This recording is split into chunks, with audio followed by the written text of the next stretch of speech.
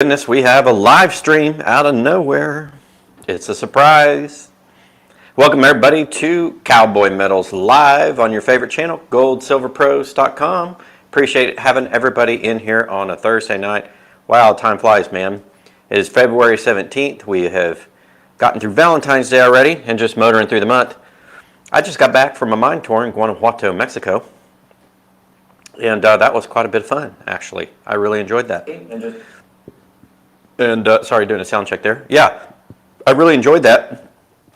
Paul Harris from the Mining Journal was out there, and David Erfle from Junior Mining Stock Junkie, or Junior Mining Junkie, was out there with us.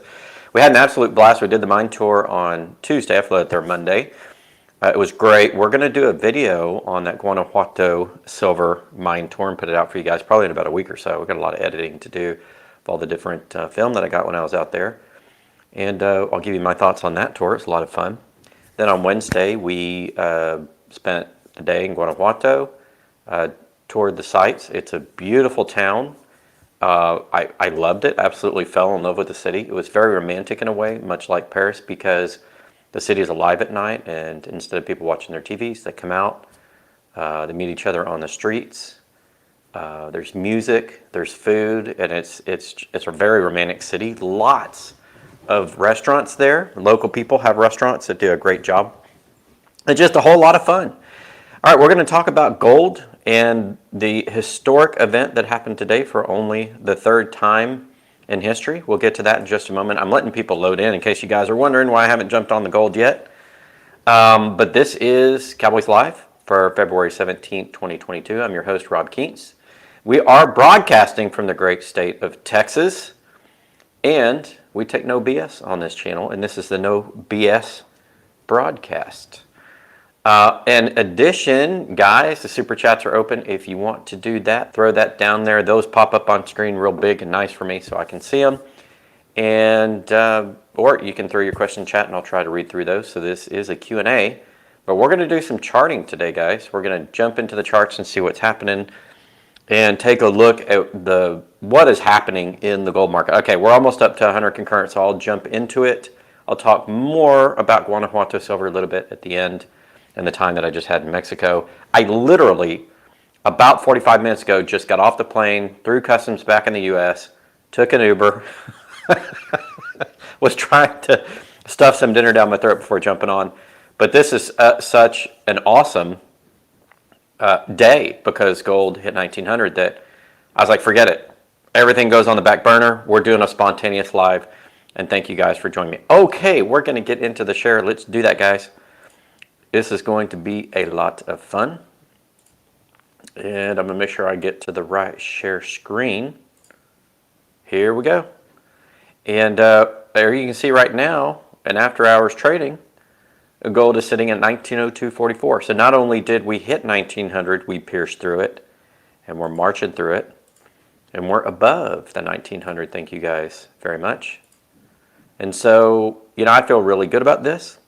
Now, is this going to be permanent? Is this the new floor for gold? We'll get to that here in a few moments. Really, more than anything right now, I just want to get through the charts.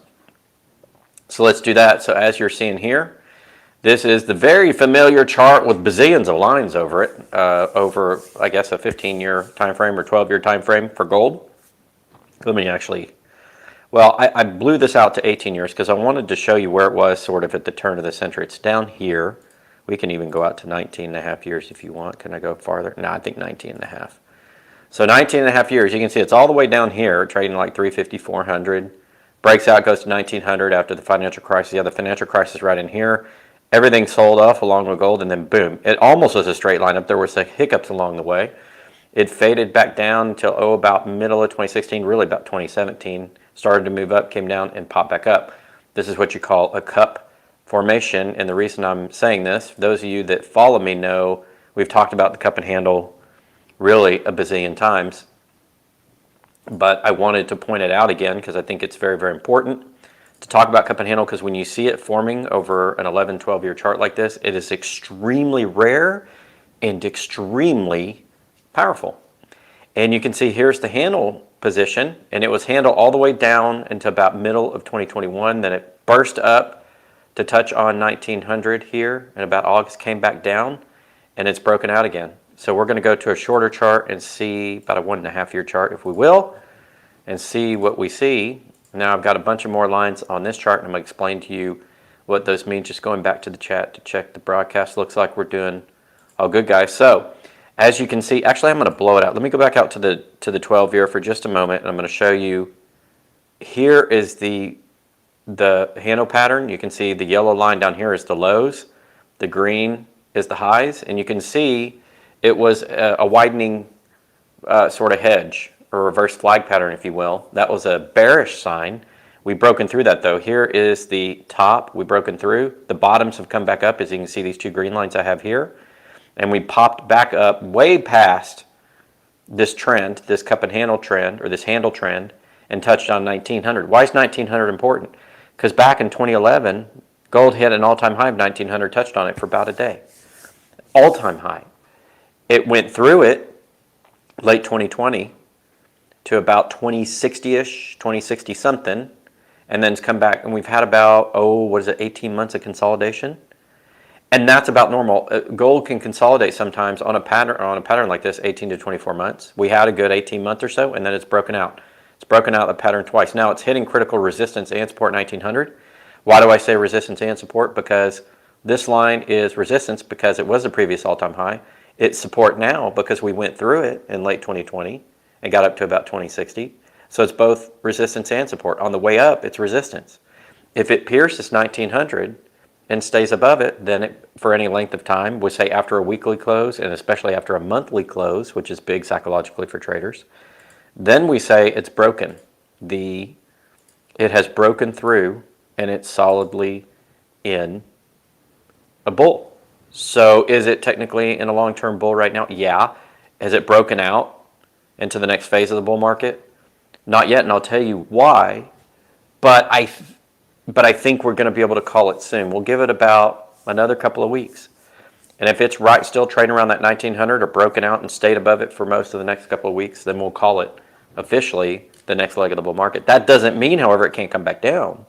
But if it stays above 1900 on a weekly and a monthly close, then that means that traders are thinking, we've got risk in the market, we want to go to gold, we're interested in gold. And again, this is all driven by the derivatives markets. So people are basically saying in the future, they think gold is going to be higher than 1900. Or they're saying in the next big contract on COMEX that gold's going to trade above 1900. So this is actually a future prediction in the futures market. It has nothing to do with the actual physical trade, believe it or not. But these prices are not determined by physical trade. But you can see here, we're hitting that critical line at 1900. We're above it at 1902. Go back here, 1902.09, as we speak according to goldprice.org. And here is the top of that handle trend line, finishing out the cup and handle. And see, we've broken it twice. We broke it last year in November, December. It came back down and range traded, but you can see it was trading up. It's trading up. Had a big fall beginning of February. Look at all that sales volume. And then just solid gray lines here on upward movement. So it's solidly broken out of that. Now we need to see it stay above 1900 for quite a while. And then we'll call it a good, earnest, long-term next leg of the bull market for gold. But the fact that we hit it today, I cannot tell you guys, is so very positive. Now, why did we hit it? We'll get to that in a moment. Let's go to gold again. I'm going to talk real quick about the mining stocks. People really want to know about the mining stocks. And since I just got back from Guanajuato at a mining company tour, we talked a lot. The other analyst people, on the tour, we talked a lot about what about the mining stocks. Well, as you can see, dating back to about October of 17, about the beginning of 17, we'll say January of 17, we started to have a breakout in gold. Now, it was kind of a tepid breakout, came back down about a year later, and then really broke out to a new high, a little over 2060. The mining stocks, the purple is the 𝙂𝙊𝙇, and the orange is the GDX, two major mining stock indexes, followed gold up, but not as much. You see the difference here? You see all this white space between the black line, which is the gold price, the spot price, and then the orange and the purple. The orange and the purple, the mining stocks. You see all this white here? They were following it, but they never, and look at all this white. When gold hit its previous all-time high, the mining stocks did not follow, and they fell right back down. So you see, look at all this white here. Okay, this is the ratio of difference between gold's rise and the major mining stocks that make up these mining indices. The mining stocks have not followed gold, and that's made them in a lot of ways historically undervalued. They're trading way below their NAV value, net asset value, of the metal in the ground as a sector. They're certainly not overvalued from that perspective. They're not overvalued from an enterprise value perspective. They're trading not even at multiples below a multiple of 1, and they have not recovered to where gold is. Now we have a gold breakout, and look what's happened to the 2 mining stock indices. They started to pop again. Now you see a nice little pop here in the GDX, and you see a nice little pop here in the 𝙂. But again, that's not even retracing back to the previous high of July of last year, or the high before that in 2020, late 2020, I'd say about August, September, when gold hit its high. So at the end of the day, folks, the mining stocks have a lot of room to run just to catch up proportionally to where gold is now, to catch up to where they should be to gold. And because a lot of these gold companies are printing money, they really should go above. But we needed a catalyst to propel the mining stocks. I think there's a lack of trust about the mining stocks because there was a lack of trust about how strong this gold move was. Well, with it now hitting 1900, you're starting to see a pop of the mining stocks. We need gold to stay above 1900. If it ends February above 1900, I think you're going to see those mining stocks really pop. But this is very positive, and there's a lot of room in here, and that's important for the mining stocks to talk about that. All right, I'm going to go head over to the chat for just a second. Let's see if you guys have questions. Michael is in the house. Welcome, Michael. In fact, let's do our intro for everybody that's here. I forgot to do that, guys. What's wrong with me? Virtuous Villain is in the house. John Bethea is in the house. Neil Hahn is here. Fat Vegan is here. Spiked Head Diecrick. I love that name. You're going to have to explain what that actually means. I'm very curious about your name. It's really cool, by the way. I'd Be Lyrical is here. Jim Troops is here. Minnesota Joe is in the house. Frank Lyso is here. Neil Hahn is here. We've got more people. Moderators in the house. Peter Frowine, new moderator to the channel. Been doing a great job. Thank you, Peter, so much for agreeing to do that and coming to all of our broadcasts. We appreciate it. And, ooh, I'm getting a battery low indicator, guys. I'm going to be right back. I got to plug myself in because I'm running on my laptop. I don't have my desktop hooked up, so give me a second. We'll hook that up. But an historic day, guys. Not to be underestimated, the power of this gold move. And I was so excited. I didn't even hook up my laptop so I could get the battery charged. That's how excited I am. I was so excited. I literally set this up and said, I have to do a live stream. I didn't even set up power. So we're going to do that real quick. We'll get it plugged in. Be right back. Okay, we have power. Sorry, guys, for the interruption. We're back with power on the laptop. We're going to get back into the charts. Let's get back into the share, shall we, ladies and gentlemen? And we're going to move over and talk about the stock market indices. Now, it's helpful to know where stocks are because a lot of people will trade into gold if they see risk in the stocks. We're looking at the Dow Jones Industrial Index is the red line, the S&P 500 is the green line, and the NASDAQ is the blue line. And I just drew, these lines. This is to the blue one, this is to the NASDAQ. This is to both the S&P and the Dow. And then this is the top line. You can see it is an opening wedge on the stock charts to the downside. Now, what does that look like? That looked like, if we go back to the gold chart, we had this same wedge pattern in gold, which is why we had this handle pattern forming on the cup. Now, the stock market isn't in a cup and handle. The stock market's been going basically straight up since the Fed's been printing money and issuing easy debt. And, well, Treasury's been issuing easy debt, the accommodative policy. So, and the Fed's been buying it, the largest marginal buyer of U.S. debt. So this is what we had in gold. But the difference in gold is you had this cup pattern and this interest plus increasingly positive, weakening economic fundamentals that were positive for gold. That's the difference. But what we see here, sorry guys, I'm getting all sorts of notifications. What we see here in the stocks is different. There's no cup and handle here. We'll blow this out. Well, we can blow it out longer if we want, but there's no cup and handle. It's been straight up for the stocks, and the decreasing wedge means we're going to see more pressure in the stock market. Now let's take a look at bonds. We're looking at the 2-year Treasury. It's at 1.4. Now it has gone up in the last year, but if you look at a 5-year chart, it's nowhere near where it was before. So in testing or in assessing whether I think the gold move to 1900 today is permanent, I have to see more pressure on bonds. I have to see those rates come up and the value of the bonds come down. So we could get up probably to easily 2% in the 2-year, maybe more than that before I would say, yeah, I think this gold, next leg of the gold bull is sustainable, because it needs to, there needs to be more pressure on the bond market, especially the 2-year, which is the nearer term risk. The 10-year, which is sort of the bellwether of the whole market. See, it's not quite as bad as it was even back in 2019.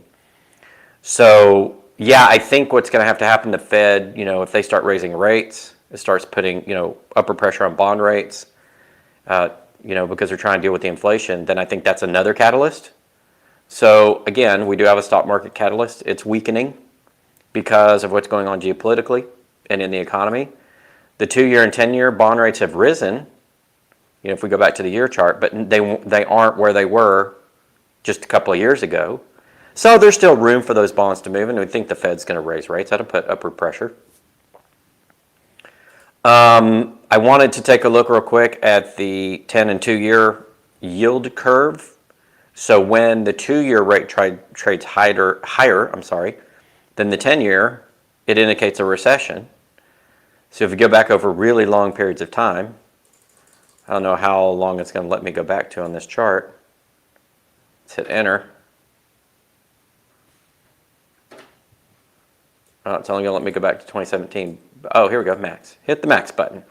So every time you see this invert, meaning the 2-year trades at a higher rate than the 10-year, meaning the bond market thinks more risk in the short term, therefore 2 years have a higher rate, it predicts a recession. So if you look at this chart, every time there's a yield curve inversion, recession, recession, recession, recession, recession. Well, we hit it again, had a little mini recession according to the Fed. I think it's a bigger recession. But now we're approaching it again. Look at this trend. The 2-year is almost priced at the 10-year. And if it starts trading above the 10-year, it's indicating another recession. So we're going to see where that goes. So as these interest rates rise in the bond market, will the Fed be able to tame that yield curve, or will they be able to, based upon their purchases and, and how the market reacts to interest rates, will they be able to keep that yield curve from inverting? I don't think so. I think it's going to cause the yield curve to invert if they do. And talking about the Fed, here's an article from CNBC today, out today, at about 1:19 Eastern time, that says Bullard says inflation could get out of control, so action is needed. Now, Bullard was saying about a 0.5 point hike, whereas the rest of the Fed members were saying maybe a 1/4 point at a time. Well, now he's up to 2. He wants it a point by July. So it doesn't mean a point at one time, as you can, but he wants a point by July. So maybe 2 half-point hikes, or maybe a 1/2 point and 2 1/4 points, is what he wants. He really wants the Fed to get in there. He's basically saying we're way behind. I think part of the Fed is starting to panic because of inflation. And I think that's an issue. And I think that's why another reason why people are going to gold. Steve Ross Holmes, thank you for the question and the contribution. It says, how significant for the gold price is Let's Go Justin's banking move today? Daughter asking, should she get her money out of the bank? Should we? Okay. My view on the banks has been consistent. I'll answer that question. Essentially, the banks are a fractional reserve system. I did a video about 1.5 years ago where I talked about how the money market accounts are actually worse because there's something like a sweep account and it has less reserve requirements than even a regular bank account. So things that your bank will tell you are more safe are actually less from a reserve perspective, meaning how much reserves they have to keep on there. So money markets are the absolute worst in terms of a reserve requirement than even a regular bank account. And all of that's documented video I did about 1.5 years ago. Maybe I'll do an update video on that for you guys. So yeah, the banks don't have a lot of reserves. It's called fractional reserve banking. Money markets are a fraction of that fractional reserve. It's even worse. The FDIC insurance, I believe it's up to $250,000 on each bank account. The FDIC insurance fund only covers about 1% of deposits at any given time. And that kind of fluctuates a little bit, but that's about where it is typically. I haven't looked at that in a while. I'll go back and look at that again, but it's about 1% of all funds in banks. So essentially what it means is there is an insurance if we have a bank run. If we have a legitimate bank run in the U.S., it'll be like those videos and pictures we saw from India a couple of years ago where people were running on the bank. The government was trying to substitute a new currency for the old one, and they were trying to get their currency out and exchange it for the new one. It was a big mess. A lot of people lost money in India. If that happens in the U.S., then essentially, because a fractional reserve and a fraction of fractional reserve in money market, which is even less liquid, and the FDIC only keeps about a percentage at a time, we'll have bank shutdowns and people won't be able to get their money. If you think back to It's a Wonderful Life and the savings and loan that was in that movie, and there was a bank run at one point in the movie, the times were bad. I think it was set around the Great Depression period. And people were taking money out and they only had $2,000. And the $2,000 that they had was money that the guy had saved for his honeymoon. At the end of the day, it was Jimmy Stewart. Anyway, at the end of the day, they had $2 left, which kept them solvent. And it was a huge issue. Well, if that happened today, a bank run today, they would shut it down. That could cause some banks to go insolvent. It could cause massive panic in the banking market. So yeah, they don't have all the cash. Where does it go? Well, they relend it, basically 10/11ths of it. And Michael says it's still around 1% from the data Lynette Zhang is provided. Yeah, she covers that all the time. I love her channel. Good for her. Yeah, it's about 1%. And so anyway, big problems so should you take it out? I'm not a financial advisor. I cannot give you financial advice. Do I invest in other things like gold and silver safely vaulted? Don't come into my house. I don't have it here. Do I invest in other things? Sure, I absolutely 100% do. Invest in businesses, what I consider safe real estate, things like that. I have to keep some cash on hand. But do I leave a whole lot of cash in the bank? No, because what if we had a bank run? I wouldn't get it all back. And how much we don't know. So good question, Steve Ross. Appreciate that. Hopefully I answered it for you. All right, I've got the share still up. We're going to go back to share. So anyway, Fred's Buller was saying we need to go to a point by July. We were talking last night at dinner, myself and the other people on the Mind Tour for Guanajuato Silver about this. If they went a half a point at a time, we all sort of agreed the market would panic. And if they went 1% by July, one of the people at the dinner asked me, what's the max they can go to before the market panics? And I think by the end of 2022, you could get it to 1%. And if you did small rate hikes, the market could sort of absorb that. It would cause turmoil in the bond market. Gold would be going up, stuff like that, but it could absorb it. If you did 1% by July and then went past that this year, I think you're in serious trouble. And in other words, we can't pull a Volcker. The economic fundamentals are not such like they were in 79 and 80 when interest rates went to 18% to combat high inflation. They're not, and you can't do the same thing. And I'll do a video separately on that where I break down all the fundamentals. There's not enough time on this one. You can't. I think 1% is the breaking point, and it's how fast you get there. One of the gentlemen last night at the dinner said he thinks the market had priced in already a half a point. I do not agree whatsoever. I don't agree the market's priced in a half a point. I think it has been conditioned by all this Fed job boning for the last 4 or 5 months. But but the increasing volatility and the increasing comments by like Bullard and other market participants about how quickly they need to do it means I think there's still more to be priced in and more panic to be had, if you will, in the market. And so that's my opinion on that. So I also want to talk about why gold really touched on 1900. There is concern about inflation. I think that's a major economic catalyst. And the fact that bond rates are moving up and we're getting close to another yield curve inversion, which when it happens would signify an oncoming recession. Even though I say we're probably already in a recession, but let's, officially, according to official government numbers. But here's another one. Stocks slide as heightened Ukraine tensions weigh. So it was reported today that there were rocket fire going back and forth between forces in Ukraine and outside of Ukraine across that Russian side of the border. However, nobody's confirmed that the Russians were actually bombing Ukraine. I think somebody mentioned possible false flag from the administration looking at Russia. I saw that in an article maybe at CNBC or Bloomberg. I can't source that, I don't have it up. But there's a lot of, in other words, there's a lot of saber rattling going on. Somebody's throwing shells. We don't know who. We don't know if it's a false flag. We don't know if it's official Moscow armies, if it's rebels.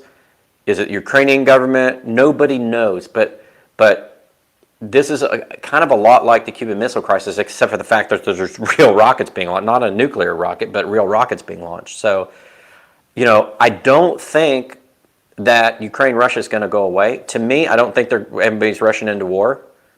But whenever this happens at the level it's happening, that usually prefaces conflict, like it did in World War I and World War II. And in many other wars, you know, other ones in Asia and other places in the world. You don't just go to this level and then something doesn't happen. Something's going to happen eventually. I don't know when, but that's also playing into it. It's inflation. It's the Fed getting really panicky about raising interest rates, the pressure on the bond market, and it's this geopolitical risk. You know, first we had Taiwan, now we have Ukraine. And it's the fact that if we go back to stock markets, we've got a falling wedge in the three major indices, the Dow, the S&P 500, the NASDAQ. And I think that leaves a lot of room for gold to run. Let's see what it's trading at right now. It dipped back down to $18.99, but it was above 1900 for most of the day. It was at 1902 when we started the video. And 1902 here on the stock chart. That was the high for today. And, you know, a lot of room to run in the mining stocks, you know, and you can see it in the chart, in the patterns. You can definitely see it. All right, we're going to stop sharing, go back to answer your questions, guys. Oh, we had another one from Steve Roth Holmes. I was referring to Justin Trudeau's move on the banks in Canada today. How significant a move for gold prices of fear on the money in the bank? Yeah, so Trudeau, to me, is acting dictatorial. The executive orders and things. The truckers, I have heard that some truckers have left because they got their licenses threatened and their livelihoods threatened. But I'm also told there's a lot of truckers that aren't moving. And they're like, no, this is our stand. This is the hill we're dying on. Okay? We're not going to take it. And, you know, the reaction from the government is to get more tyrannical in a way. And, you know, as far as the banks go, the thing about Canada is they're bankrupt. They sold their gold. They're just as insolvent in their banking system from a reserves perspective as the U.S. is because they have basically the same system. I mean, there are going to be differences, but for the most part, it's the same. Yeah, I mean, I don't know. Oh, Trudeau vows to freeze anti-mandate protesters. Yeah, anti-mandate. So the mandates that they make freeze their bank accounts. I don't think that in itself is going to affect the banking system unless you're the subject of that threat. If you are, yeah, you may want to do something. You may want to make alternate plans. Go to gold, silver, pull your cash. I mean, I'm not your financial advisor. Please don't trade on anything I tell you. You know, contact your own financial advisor, contact your banker, do all the due diligence you got to do, go through all the right channels. But if it were me and I saw that and I was in the potential target group, yeah. But see, I've already positioned myself so that if a bank run happens or something, I can survive. I mean, I've been doing that for years. And the fact that Trudeau's coming out and being more dictatorial towards, you know, protesters or people that don't want to follow his stupid executive or mandate, whatever you want to call it there in Canada, equivalent to an executive order, essentially. Yeah, let's put it this way, as we go along, it's going to get worse. So if you haven't done it yet and done your prepper stuff with your financial situation, you may want to do it right now because that kind of stuff can also go on in the U.S. All right, we had a poll up, guys, and it was, is the gold breakout real? As you guys know, subject to the video, gold breaks critical resistance. I went over that in the beginning of the video. Touches 1900 for the third time in history. Well, technically fourth time because it did it before very briefly. But really, third time above 1900. We went to 1902 today, so we'll call it third. Before it kind of got close to 1900 and the futures market beat it back down. The shorts did. So we'll say third time. It's significant because it was the all-time high in 2011. And it means that we've broken out that handle, the cup and handle pattern. It looks like it's going to rocket forward. But like I said before, the caveat is this. The economic data is bad, the geopolitical situation is bad, but it's not as bad as it could be, and we want to see gold close above 1900 over an extended period of time. I would say between two to 4 weeks. If we get a weekly and a monthly close above 1900, we'll officially call the bull market. Now we're still in a bull market, we're just in the consolidation phase. I said at the beginning it's about 18 months or so. They can go as long as 24 months. I think it did previously in gold's history. So, but I think this is hugely significant, and I think the market has woken up to risk. It's woken up to inflation. It's woken up to rising bond rates. It's woken up to a falling stock market. It's woken up to geopolitical situation. There's renewed interest in gold that's not just going to go away tomorrow. Michael has a question. I'll get to you in a moment. The poll is the gold breakout real? 39% at this moment out of 158 votes say yes, the world is waking up to gold. 30% say yes, but it's going to be a slow burn up. That's kind of what I think. I don't think it's going to go straight to 2021-22. I think it'll be a slow burn, and then there's going to be a bigger catalyst like a bank failure or a black swan, something like that, or major geopolitical event like a hot war or major stuff going on between opposing factions. Then you could see it go fast. And 31% not yet. We need a bigger catalyst. I'm kind of in that all three. Yes, the world's waking up, but it's going to be a little bit of a slow burn up until we hit a bigger catalyst. So that's kind of a trick question because I agree with all three. I could put my vote in all three. But I wanted to see what you guys thought. And good thoughts. You guys, I think, are on it. All your answers are correct in my view. You guys are on it. Done a great job. All right, on to Michael's question. Mr. Sayre, channel moderator and good friend. Out in bright, sunny California. You know, I got back from Mexico. It's 39 degrees. I think I left my coat at the hotel in Mexico, so I'm freezing out there waiting on my Uber. And Michael's out in California not having to deal. Anyway, his question is, when we see the pricing hovering around 1900, there's a battle going on. Could you explain what exactly is happening in this battle? Yeah, so the bullion banks, which are the largest concentrated foreign ink positions, are still net short of gold. The last time I looked at the Commitment of Traders report on the COMEX. So they don't want the price to go up too much because they got a short cover. Now they can use options and they can use their house account to trade against their customers if they want and kind of manage that short position where they're not losing, their shirts. And a lot of times they can make money off of it, even the market moves against them temporarily. But they are not ready to short cover a solid 1900 gold line number that goes there for weeks and weeks and weeks, especially through the next big trading contract month. So I do expect some beat down to come in gold before the end of February, to be honest with you. But I think if the longs win, that's huge for the gold market. If the longs win on COMEX and the spot price stays above 1900 at the end of this month, that is blistering huge in gold. I can't even possibly emphasize how important that is. In fact, I'm going to go over here. Got to go through this accepting cookies thing because every website has that now. I turn them off by default, and then they say, well, are you sure? Don't you want to have? So let's go look at the contract months in gold. April is now the next big contract month. February it rolled off, and now it's April for gold. So we see right now open interest 440. In fact, let me put this up on screen, guys. We'll talk about the COMEX a little bit since you asked about it, Michael. Hopefully this helps answer your question. We're here on CME Gold. This represents the derivative market in the U.S. We're looking at the futures, not the options. We're looking at the next big month is April 2022. It's a couple months away. 440,000 positions. Let's look at the volume and open interest. Not a lot of heavy shorting here. Whenever you see these big bars, this is shorting. The last big short was the end of January. So bullion banks have kind of let it run. They've reduced their short positions in gold. They went net long in silver a couple of weeks ago, and then they went slightly net short. Bigger change actually in the position of silver than gold, but they're still net short in gold. If you look at the April contract, 256,000 contracts closed today. This is Thursday, February 17th. You see right here, trade date. This is the dominant contract month. How do you know? Here's the open interest, 256,186 today, 440 yesterday.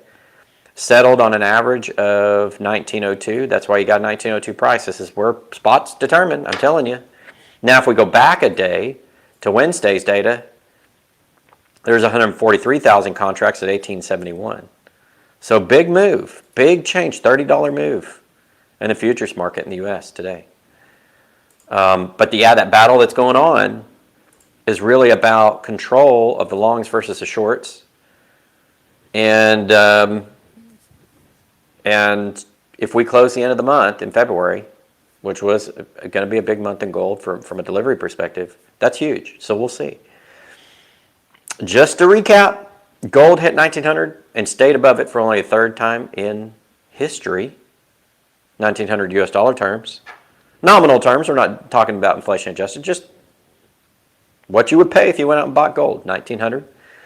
We talked about why that's the case. We looked at the breakout from the cup and handle pattern we've been waiting on for about 1.5 years, almost 2 years. And we've been talking about it for that long in our writings and now on social media. It looks like a strong move. It's on fairly good volume, although it could come back down. I expect to smash down before the end of February, maybe even tomorrow or early next week.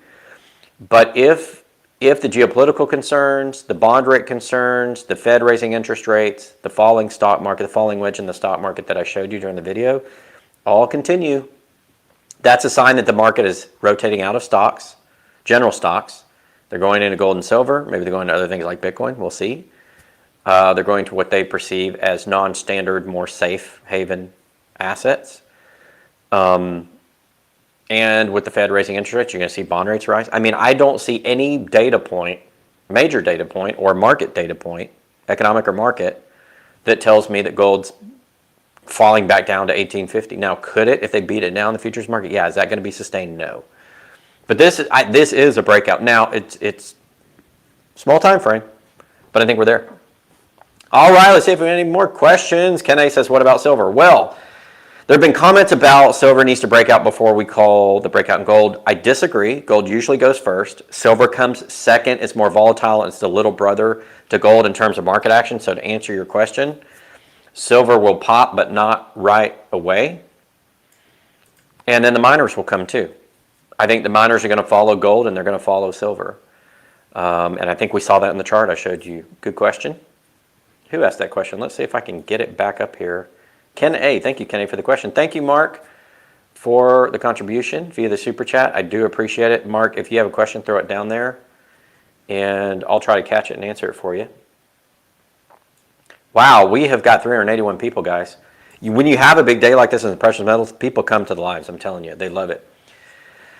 All right, money isn't credit by definition. That's a good point. Gold is money, all else is credit. Was it J.P. Morgan that said that? I believe it was. Gold is money, all else is credit. Everything else, in other words, is a derivative of gold. Juan Crespo says, once paper currency is phased out, money will change to credits. Yes, in the form of a central bank digital currency. Good point, Mr. Crespo. Peter Frohwein says, 1,000-ounce silver bars are getting harder to find. That definitely could be true. Although, I'm going to throw a plug in to one of our affiliates, Arc Silver. You can get your 1,000-ounce bars there for 99 cents over spot. I got one. I had an unboxing video. Did that a few months ago. Any other questions? I'm not seeing any questions. Lots of interest, though. My goodness. In this market. Lots of interest. I don't see any other questions. Oh, Silver Johnson says, this is the largest volume spike on XAU USD. Yeah, why don't we look at XAU USD? How about that?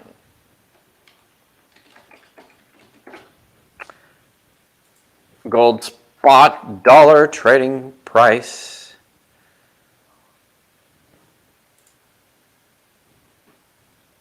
And go back to your comment, fine sir. What did you say about XAU USD? Largest volume spike. He's talking about volume. He's reacting to my volume. So let's go share screen. Let's go look at that. Shall we, ladies and gentlemen? Do we have volume? I don't have volume on this chart. All right, let's go back and find one with volume. Oh, investing.com always has it. Gold spot to US dollar. Let's do a max. Where's my volume? Why am I looking at the charts that don't have volume? Let's go to Bloomberg. Bloomberg's got to have volume. Come on, Bloomberg. Well, Bloomberg's putting me behind the paywall. Let's go to Daily FX. Why can't I get a volume? I'm going to take your word for it because none of these stupid charts are showing the volume. But good point, yeah. Largest volume spike. Not on COMEX, but on XAU USD. Dumb Money Media comes in, says, got here late. My buddy wanted to know what is best to track on COMEX, registered or eligible. I think it was registered. Yes, good question, Dumb Money Media. It is registered. So let's explain registered and eligible. Eligible is where the mountain of most gold and silver sits on the COMEX, and has nothing to do with the exchange. It's sitting on those vaults because those vaults allow private storage.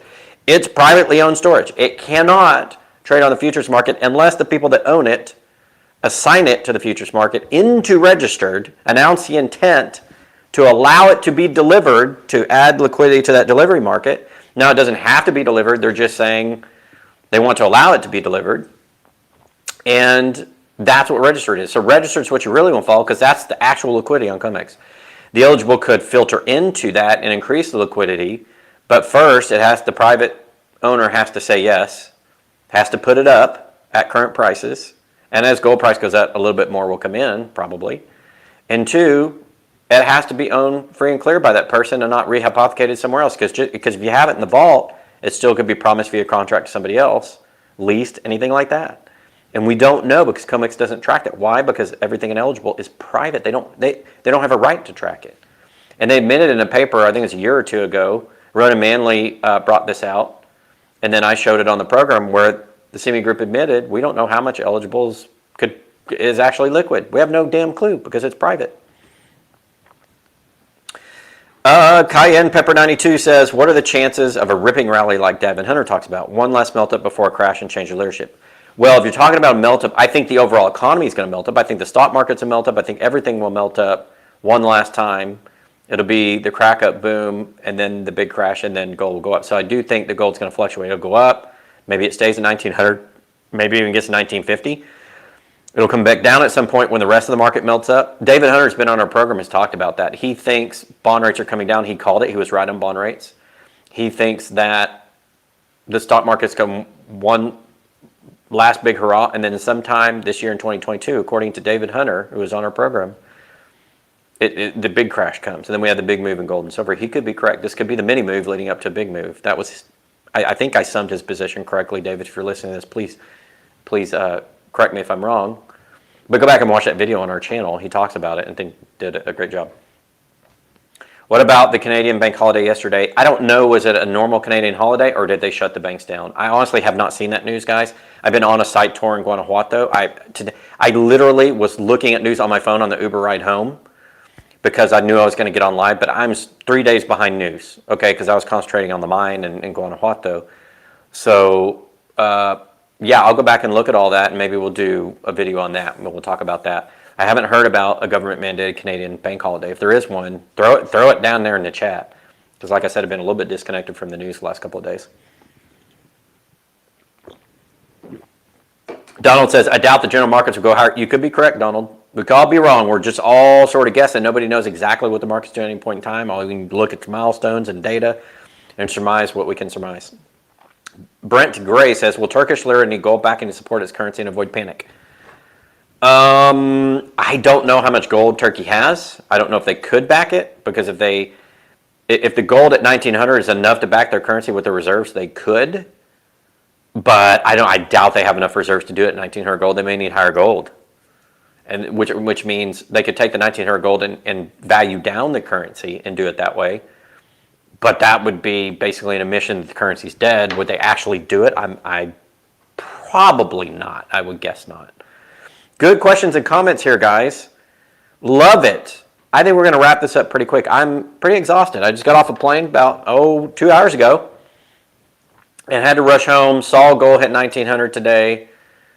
Had to do a live stream, guys. Absolutely had to. Had to. And historic day. Thank you, everybody that's been on. We peaked at almost 400 viewers. It's awesome. It's good to see the interest. I gave my take on it. What's your take? Put it down in the comments, and we'll continue the conversation. And of course, we're going to track it. Man, we're going to track gold price. You know us. We always do. Tomorrow, I'm interviewing Mr. Andy Schechtman from Miles Franklin. You'll see him on the program probably Sundays when we're going to debut that video. I did the Mine Torque Guanajuato silver today. I got a nice little shiny 1 ounce I'm going to give away in some sort of Twitter contest. Stay tuned to our Twitter channel for that, guys. And within a week or so, we'll probably do a video of that Guanajuato silver mine tour. We're going to tell you what we saw, show you the mill, show you underground, show you the stockpiles, show you their information system of, where the gold is. We're going to show you all that stuff. Probably in a week or two. Give us time to edit that. And I think this is going to about do it for today, guys. This has been Cowboy Meadows live on goldsilverpros.com. I'm your host, Robert Keats. We broadcast, now that I'm back in Texas, from the great state of Texas.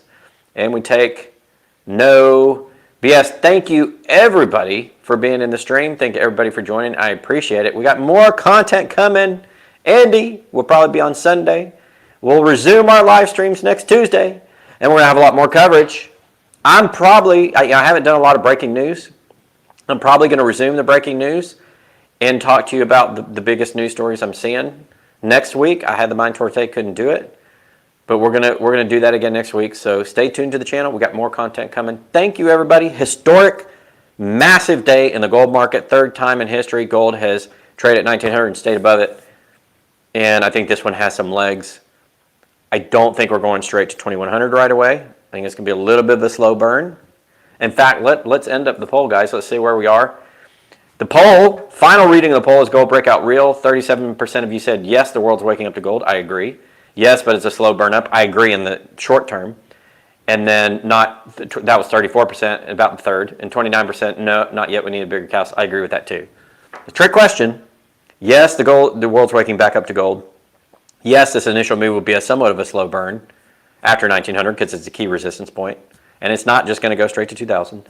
And I think when a bigger catalyst comes, that's when we hit into the 22, 23, 25, maybe even 3000.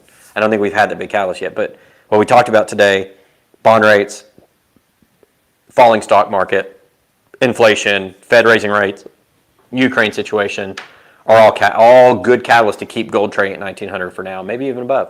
All right, guys, till next time, Rob Keats, Gold Silver Pros. Appreciate you.